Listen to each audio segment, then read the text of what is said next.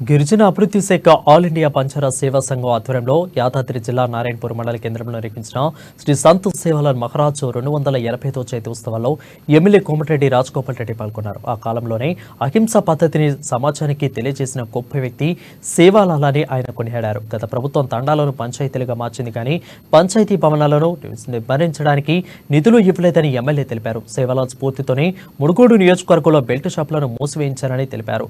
గిరిజన తండాల్లో నెలకొన్న సమస్యలను పరిష్కరిస్తానని హామీ ఇచ్చారు.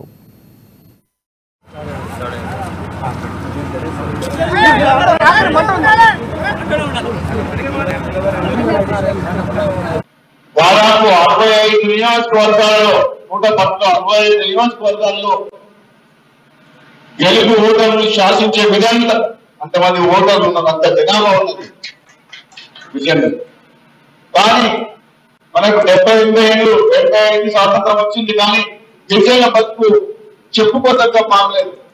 నేనే మన నారాయణపూర్ మండలంలో ఎమ్మెల్యే అయినప్పటి నుంచి అన్ని తండాలకు పోయినా, నాంపల్లి మండలం పోయినా, ఎక్కడ పోయినా కానీ అయ్యో అనే విధంగానే ఉంది. కానీ ఈ పార్టీకి వాళ్ళు సమాజంలో ఎంతో మంది వాళ్ళు ఆర్థికంగా వాళ్ళ జీవన పద్ధతులు వ్యవహార శైలి కానీ చదువుకొని వ్యాపారం చేసి ఎన్నో వృత్తుల ద్వారా వాళ్ళు పైకి వచ్చిండ్రు.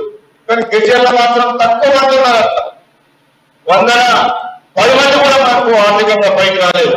కానీ మనం ఇప్పుడు మన సమాజం మన అందరం కూడా కులం మతం అనేది కాదు, పేదరికంలో ఉన్న గిరిజనులను ఆడుకొని వాళ్ళని కూడా ఒక జీవితాల్లో మార్పు తీసుకొచ్చి వాళ్ళ పిల్లలు చదువుకొని వాళ్ళు కూడా వ్యాపారంలో కానీ చదువులో కానీ ఎక్కడైనా సరే గిరిజనులు కూడా తక్కువ లేకుండా వాళ్ళని కూడా మంచిగా పైకి తీసుకురావాల్సిన బాధ్యత ప్రభుత్వం మీద ఉంది, మనలాంటి అందరి వ్యక్తుల మీద ఉన్నది. కాబట్టి సేవాలాల్ గారు చేసిన సేవను మనం గుర్తుపెట్టుకుంటూ